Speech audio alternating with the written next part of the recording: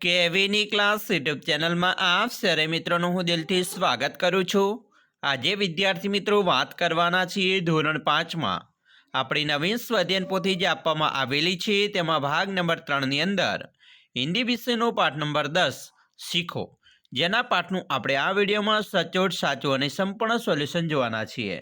તો ચાલો વિદ્યાર્થી મિત્રો વિડીયોની શરૂઆત કરીએ। તેના પહેલાં તમે ખાસ કરીને ચેનલમાં નવા છો તો મારા વાલા વિદ્યાर्थी મિત્રો ચેનલને અવશ્ય સબસ્ક્રાઇબ કરી વિડીયોને લાઇક અને શેર કરવાનું પણ ન ભૂલતા। પાઠ 10 છે શીખો, જેની અંદર વિદ્યાર્થી મિત્રો આપણે શું કરવાનું છે, કેવી રીતે સોલ્યુશન કરવાનું છે તેની સમજ મેળવીએ। અહીંયા મિત્રો આપેલું છે કે हमारे जीवन में प्रकृति का बड़ा महत्व है। प्रकृति के सभी अंग हमें कोई ना कोई सीख देते हैं। इस तरह इस कविता में भी हमें प्रकृति के अंग जैसे फूल, भंवरा, सूरज, पेड़, हवा आदि से मिलने वाली सीख के बारे में बताया गया है। तो विद्यार्थी मित्रों આપણે આ કવિતાની અંદર સંપૂર્ણ સોલ્યુશન કરીએ, જેમાં પ્રશ્ન 1 છે अ છે सही वाक्यांश चुनकर पूरा वाक्य फिर से लिखिए। मित्रों અહીંયા પહેલું છે કે फूल हमें सिखाता है। નીત તમને 3 ઓપ્શન આપેલા છે, તેમાં આપણો સાચો ઓપ્શન છે નીતિ નીત હસાના, બરાબર। તો આપણે અહીંયા લખીશું નીત હસાના, બરાબર। પૂર્ણ વાક્ય કરીશું। બીજું છે હવા के झोंके कहते हैं, तो जवाब થશે कोमल भाव बहाते रहो, बराबर। આપણે અહીંયા લખીશું પૂર્ણ વાક્ય।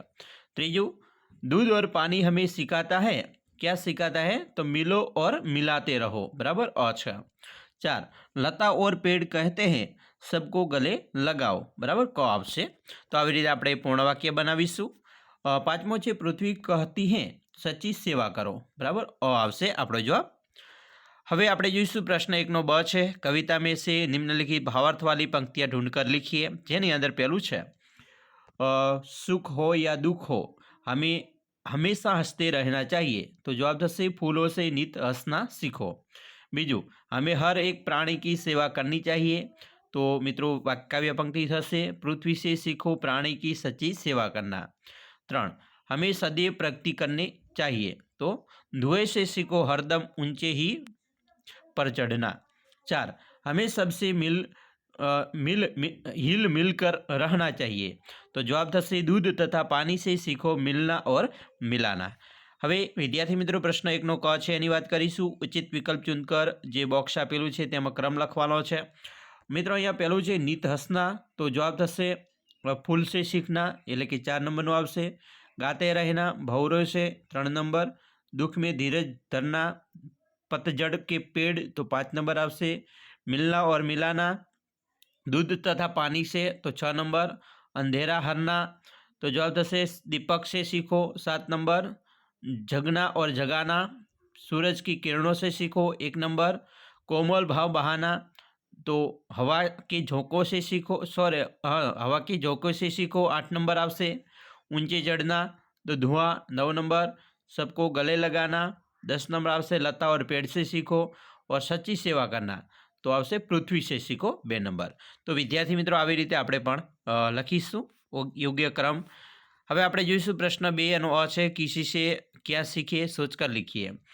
મિત્રો પહેલું છે दीपक से, तो जितना ही सके अंधेरा हरना। बीजू धुएं से, तो हरदम ऊंचे ही पर चढ़ना। त्रीजू मछली से, तो स्वदेश के लिए तड़प कर मरना। चौथुं छे जलधारा से, तो जीवन पथ में बढ़ना। पांचमું છે पृथ्वी से, तो प्राणी की सच्ची सेवा करना। એના પછી પ્રશ્ન 2નો બ છે निम्नलिखित प्रश्नों के उत्तर लिखिए। જેની અંદર મિત્રો પહેલો પ્રશ્ન છે दुख में हमें क्या करना चाहिए, तो दुख में हमें हिम्मत नहीं हारनी चाहिए, दुख में हमें धीरज रखनी चाहिए। दूसरा है तरु की झुकी डालियों से हमें क्या सीख मिलती है, तो जवाब है तरु की झुकी डालियों से हमें सीख मिलती है कि हमें नित्य शीश झुकाना चाहिए और लोगों को मान देना चाहिए।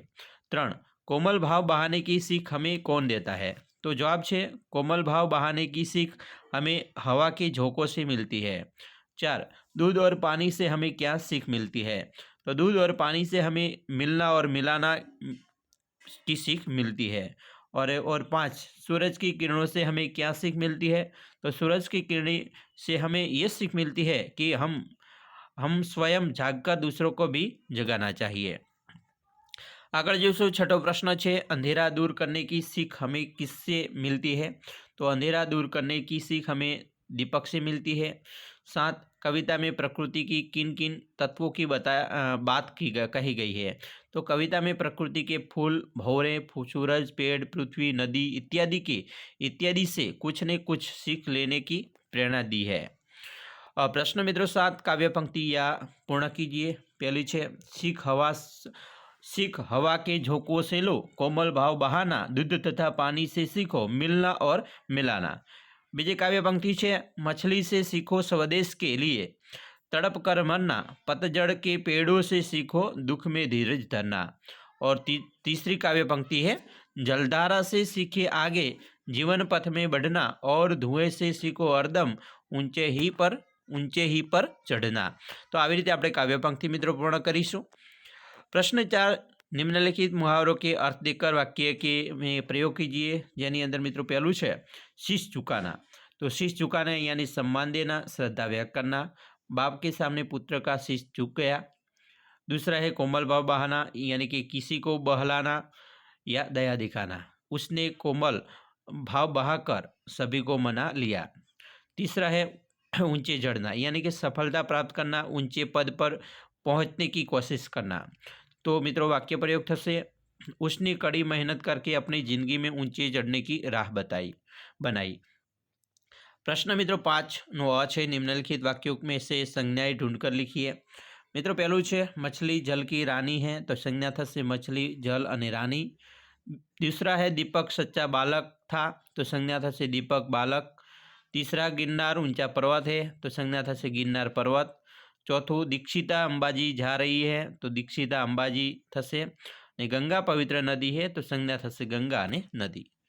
प्रश्न मित्रों 5 नो ब है, निम्नलिखित शब्दों में से विशेषण और क्रिया वाले शब्दों अलग कीजिए। तो अहीं मित्रों तमने आपेला है शब्दों, एमांथी आपणे विशेषण ने अलग तारवीए तो दयालु, सच्चा अने ऊंचा आवशे। क्रिया तो जड़ना, पड़ना और झुकना। उपयुक्त शब्दों का वाक्यों में प्रयोग कीजिए। तो मित्रों आपणे एने वाक्य में प्रयोग करिए। तो पहलू है, दयालु राजा ने हमेशा अपने राज्य को ऊंचाई पर चढ़ाने का प्रयास किया। दूसरा, दयालु लोग कठिनाइयों के बावजूद सफलता की सीढ़ी पर चढ़ते हैं। तीसरा, सच्चा छात्र पढ़ाई में कभी भी लापरवाही नहीं करता। चौथा, सच्चे दिल से पढ़ने वाले विद्यार्थी को सफलता अवश्य मिलती है। पांचवा, ऊंचा पहाड़ भी समय आने पर बादलों के लिए झुकता है। और छठा, ऊंचे विचार वाले व्यक्ति को कभी झुकने में अपमान नहीं लगता। प्रश्न 6, रेखांकित शब्दों पर स्वर भाव देखकर अलग अलग रूप से पढ़िए और उसका अर्थ समझिए। मित्रों अहींया छे पहेलुं, पावागढ़ एक बड़ा यात्रा धाम है, तो अहींया पावागढ़ नाम है, बराबर। बड़ा ए विशेषण बतावे छे, बराबर। यात्राधाम है ए पण विशेषण बतावे छे, विशेषता बतावे छे।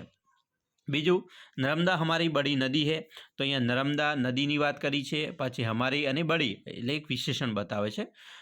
तीजू, सूरज ने नाचता हुआ मोर देखा, सूरज ने नाचता हुआ मोर देखा, बराबर। सूरज पछी नाचता हुआ क्रिया विशेषण थयुं अने मोर, बराबर, एक संज्ञा थई। 4, मनुष्य हर साल पेड़ पौधे लगाते हैं। और 5वां, बंदर पेड़ के ऊपर है, बराबर। बंदर नाम है, पेड़ वृक्षનું નામ કીધું છે, બરાબર। તો આવી રીતે આપણે અલગ અલગ રીતે વાંચીને સમજી શકીએ છીએ। તો વિદ્યાર્થી મિત્રો આ વાત કરી તમારા પાઠ નંબર જે 10 છે શીખો, જેનું આપણે સંપૂર્ણ સોલ્યુશન જોયું। આશા રાખીએ છીએ તમને આપણો આ વિડીયો ખૂબ જ ઉપયોગી નીવડશે અને ખાસ વિડીયો ગમે હોય તો મિત્રો લાઇક, શેર અને સબસ્ક્રાઇબ કરવાનું પણ ન ભૂલતા।